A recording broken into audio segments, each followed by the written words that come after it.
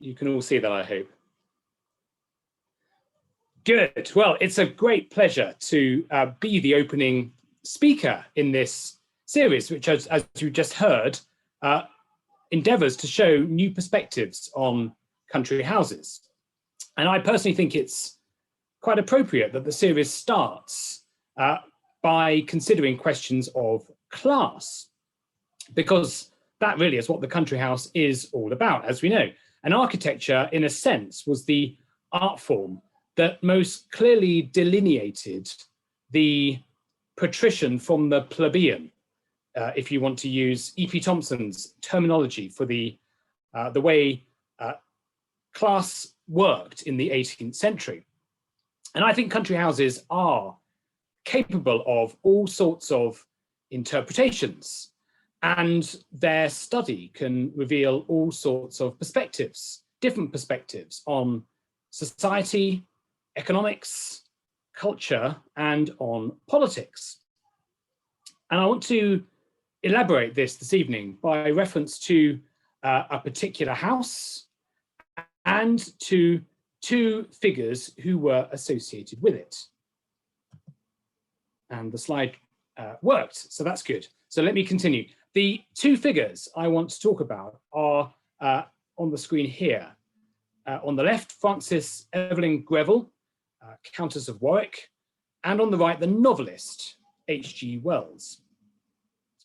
Lady Warwick was an aristocrat and a landowner, and someone who, unusually for a person of that class, converted to the cause of socialism in around 1904. H.G. Wells, meanwhile, was the free-thinking man of letters, a novelist, who in fact came from a very relatively humble background, but who achieved great fame, worldwide fame, and some wealth with a string of works which really began with speculative fictions in the last decade of the 19th century. I'm talking The Time Machine of 1895, or The Invisible Man of 1897, and The War of the Worlds in 1898. Now, in 1912, these two figures jointly edited a collection of essays called Socialism and the Great State, and hence the title of my talk this evening. And both profess to be socialist in their politics. For Wells, the essays in this collection, The Great State, explored similar themes to ones he had sketched out in his 1905 novel, A Modern Utopia. And he envisions the great state as being the world as it might be after a socialist revolution. Lady Warwick's contribution to this book was an essay on the countryside and how the countryside might look under socialism. Her vision was of a countryside in which overcrowded industrial cities had been replaced by small and healthy market towns. The land had been collectivized. The landowner class, in fact, had been eliminated entirely. Agricultural production was managed centrally, and the forests and moorlands of aristocratic estates had become effectively national parks. And of course, she's writing, they're both writing ahead of the Russian experiment in socialism, which wasn't to happen until the revolution of 1917. And of course, Lady Warwick is writing about national parks nearly 50 years before the national parks in this country were first devised and conceived. Now, the country house that links these two figures was this one. This is Easton Lodge in Essex. And Wells moves to the estate at Easton Lodge in about 1910. This is the ancestral home of Lady Warwick. She is born to the Maynard family. This had been the Maynard family home since the 16th century. And Frances Maynard, as she was at the time, inherited the house aged just 4 in 1865, following the death of her father and then her grandfather in the same year. And it was a large place. It was one of the largest houses in Essex and the centre of a large farming estate. And when she came of age, Frances Maynard had an annual income of something like £30,000 derived from her 13,000 acres in Essex and Northamptonshire. Now, in 1881, Frances Maynard marries Lord Brooke, the future Earl of Warwick, and as Lady Brooke and then Lady Warwick, in the 1880s, enters into society, but not without a degree of notoriety. She was one of the so-called Marlborough House set, centred around the Prince of Wales, the future King Edward VII, who was she was a lover of the prince. He had many lovers, and he was a regular visitor to Easton Lodge. And this is these pictures here show how this group, the Marlborough House set, are depicted at Warwick Castle in the form of figurines displayed in tableau in some of the rooms there. It was a socialist newspaper's report of a particularly decadent ball held at Warwick Castle in 1895 that was said by Lady Warwick herself to have put her on the road to socialism. She was so enraged that this newspaper had written such a critical article about the waste and extravagance of the ball held at Warwick Castle in 1895 that she jumped on a train, went down to London to berate the editor of the newspaper, and ended up spending 2 hours in his company, after which she claimed she had been converted to a socialist. And at first, this conversion manifested itself really through a sequence of philanthropic good works on her estate. At Easton Lodge itself, she sets up in some of the spare rooms a needlework school, which is targeted at local girls, working girls who were unable for various reasons to work in the fields, but who could be taught the essentials of needlework. And indeed, they produced, mass-produced articles of clothing that were then sold in London. And education was very prominent in Lady Warwick's thinking at the time. She sank about £10,000 into a school. She founded a school nearby in Great Dunmow. She purchases a castle in Warwickshire and in it creates an agricultural college for women, to train women in the management of land. And then another sort of philanthropic experiment she undertakes is that she hires men from the Hadleigh colony, which is run by the Salvation Army in Essex. These are men who are working men, sometimes professional men who had fallen on hard times and were saved by the Salvation Army and lived at Hadleigh on the Essex coast, and were sort of set to work doing kind of labouring jobs. And she hires a group of these men in. They live in the park for a number of months, and they lay out the new gardens at Easton Lodge to a design by Harold Peto. And that is what Lady Warwick describes as one of her social experiments, bringing these men into the park and onto the estate. Now, over time, it all gets very political for Lady Warwick. She joins the Social Democratic Federation in 1904. This is an avowedly Marxist organization. And eventually she becomes a parliamentary candidate for the Labour Party in 1923. She fights a by-election in that year, does spectacularly badly and comes in third place and loses to someone called Anthony Eden, later the Prime Minister, of course, and in fact a relative of Lady Warwick, it turns out.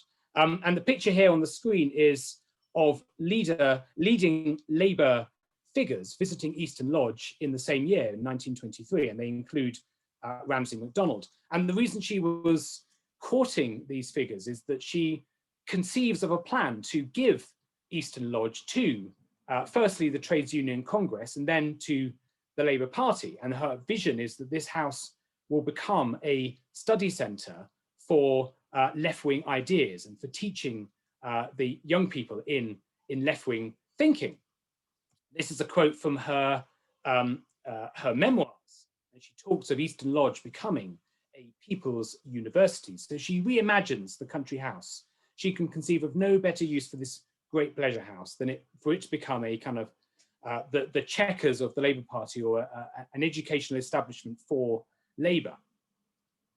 Now let me move on to H.G. Wells, the other figure in my talk.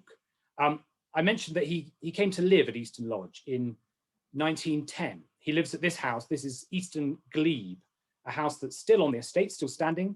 I guess it was the rectory of the estate.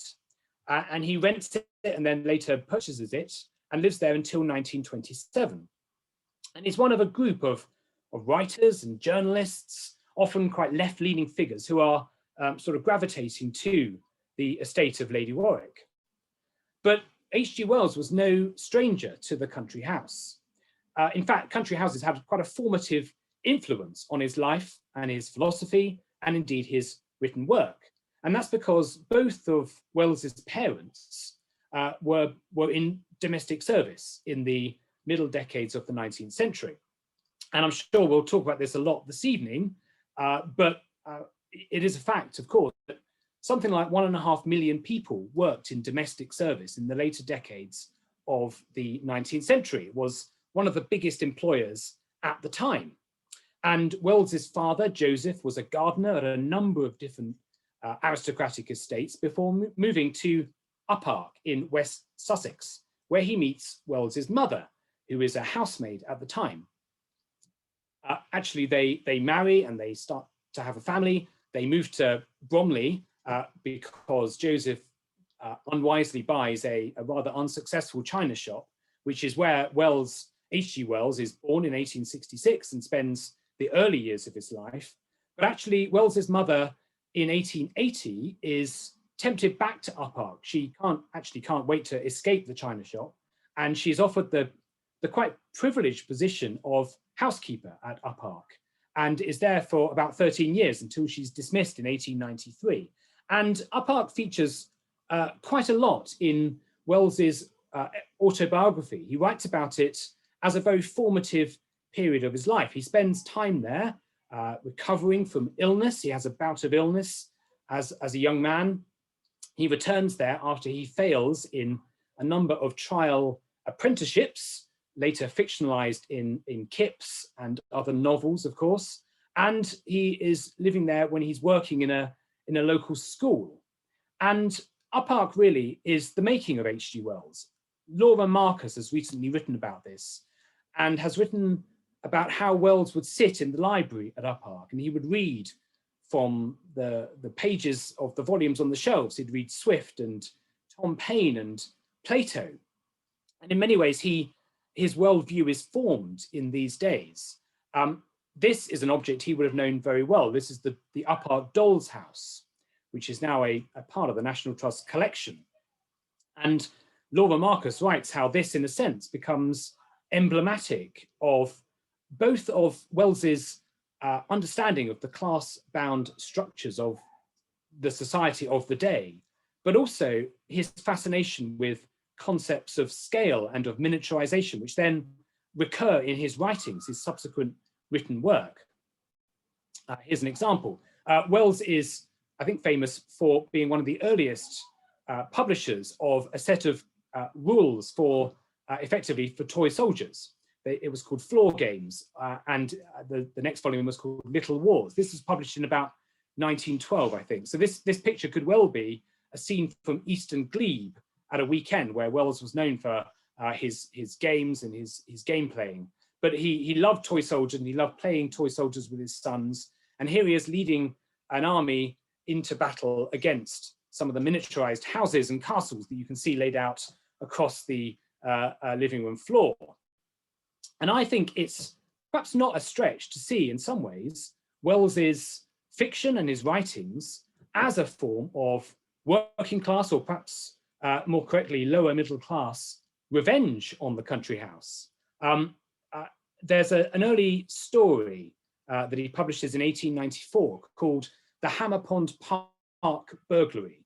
And the plot of this involves a house burglar who poses as a landscape artist in order to stand in front of his easel eyeing up a place called Hammer Pond Park, which is a fictional Sussex country house. And he's working out the best way of breaking in. And it's a sort of proto-Woodhouseian trifle of a story, really, but it kind of reveals his, in a sense, his rage at class difference, because the burglar goes on to triumph in his mission and rob the house of its jewelry. And in a sense, this is also a metaphor for Wells himself using fiction and his writing to inveigle his way into the world of the propertied and upper classes. And this isn't a particularly original observation, but it's not too much of a stretch to suggest that even his early science fiction, something like The Time Machine, could be read as a form of country house novel. In this story of 1895, the plot, if you remember, is of the time traveler who invents a machine that can propel him forward in time, and he goes to the year 802-701, a significant stretch of time, by which point planet Earth has evolved to a stage where there are effectively two races: the Eloi, who live lives of pleasure on the surface, rather effete figures, waif-like figures, and then there's the Morlocks, the troll-like figures who inhabit subterranean tunnels and caves. And H.G. Wells's son, Anthony West, the writer Anthony West, in fact, first, I think, suggested that this plot line was highly evocative of the upstairs, downstairs reality of country house life, although the twist that H.G. Wells brings to the story, in fact, turns out to be that it's the Morlocks who are exploiting the Eloi rather than the other way around. But as his fiction evolves into more sort of social realism, if you like, again, it features country houses quite heavily. And I just want to end by talking about this novel, Tono Bungay, which he publishes in 1909. It's a sort of semi-autobiographical novel, as many of his novels were. And the hero of the story, just like Wells, is the son of a housekeeper at a house called Bladestover in Kent. And the book draws a lot on the influence of Bladestover on society and on the life of the protagonist in the novel. And you can see this quote here, this observation that in that English countryside of my boyhood, every human being had a place. It belonged to you from your birth, like the color of your eyes. It was inextricably your destiny. And again, this sense of Wells's strong feeling about class and the way classes work, but actually as a socialist, he believed this very much represented the past. And again, the whole plot is in effect his escape from the Bladestover model. George Ponderevo, the protagonist of the novel, joins his uncle in a commercial success of a tonic water called Tono Bungay, which, if you like, is a sort of fictionalized version of the recently invented Coca-Cola. But they make lots of money, and he manages to escape the influence of Bladestover on his life. But there's some great pieces in the book where he's writing about going to London and imagining London itself as again, based on the Bladestover model, organized into stratified social classes with the sort of well-to-do western parts of the city and then the eastern parts where the workers live. And he's imagining London as if it were a country house, and the country house is written all the way through this book. So I think I'd probably want to more or less end it there. I suppose my final observation would be just that both of these houses suffered fires, quite traumatic, devastating fires at different points. Uppark, of course, had the famous fire in the 1980s. Easton Lodge suffered at least two very serious fires and was eventually demolished in 1950, long after Lady Warwick. I think she died in 1938. And it's one of those houses that suffered in the post-war years the fate of demolition. The family simply couldn't keep the place going. But both of these houses were, I think, very familiar to the two people I've been talking about. And in a sense, both of these figures, Lady Warwick and H.G. Wells, understood these houses as microcosms of the wider society in which they moved. Each of these houses had their own internal sets of rules and logic. Both Lady Warwick and H.G. Wells, in a sense, imagined new possibilities for these houses. Lady Warwick thought her house, Easton Lodge, could become a workers' college, and H.G. Wells, in many ways, was anticipating the demise of the country house and all that it stood for in his scientific socialist philosophy and outlook on life, which manifested itself through his writing. And my very last slide would just be to kind of end the story with what's happening to Easton Lodge today. And I just reflect a little bit on the different view that these two people might have.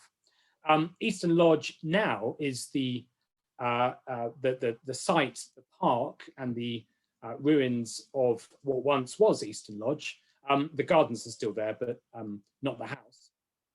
The park is now the site of Essex's latest housing development, 10,000 homes to be built on Easton Park. A lot of people are up in arms about this, but it is destined to become Essex's newest housing estate. So we've gone, in a sense, full circle from the great estate to the great state, now to the great housing estate.